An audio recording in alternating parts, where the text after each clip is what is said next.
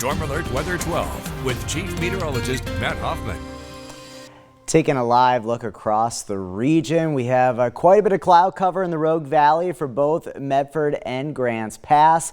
We've also seen quite a bit of clouds and fog along the coast, but mainly clear skies in Klamath Falls. Temperatures are going to tumble tonight. It is going to be a chillier night throughout the region, but we're also going to be watching for more fog to settle in to not only west side valleys, but also some of our east side valleys as well through the overnight hours. Precipitation still well up to our north. The forecast looking pretty quiet throughout southern Oregon and northern California through the rest of the week and even this weekend. Down to 38 tonight in Medford, 30 in Wairika. Some of the fog could be quite dense for some of our inland valleys. Down to 23 degrees in Klamath Falls. Tomorrow in the Rogue Valley, starting off with foggy and chilly conditions.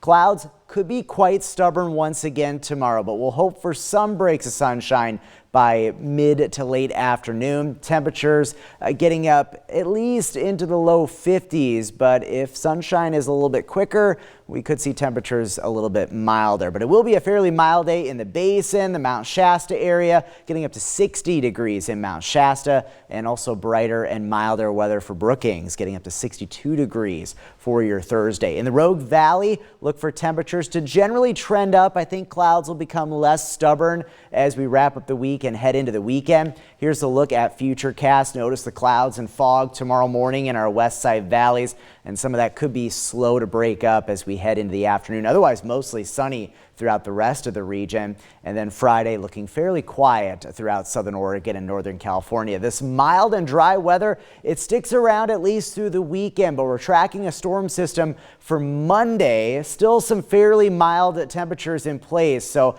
mainly looking at rain on Monday, but there's another system to follow Tuesday into Wednesday, and we do have some colder air that moves in to the Pacific Northwest, where at least some of our higher elevations could finally see some snow, including up at Crater Lake. Here's a look at Futurecast. Again, fairly quiet through the weekend. Here's the rain on Monday, and then watching for some more active weather next week and maybe some snow through some of the higher elevations on Wednesday as snow levels come down a bit, but still that is a ways out, but we will keep you posted. It does generally look much more active for us next week. Otherwise, the next few days along the coast, mostly sunny, milder, highs in the 60s. Definitely not feeling and looking like December out there. Northern California, notice the mild stretch of weather. Chances for showers return early next week. For the Klamath Basin, colder nights ahead, but afternoons will remain mild with mostly sunny skies and mild temperatures into the 50s for highs.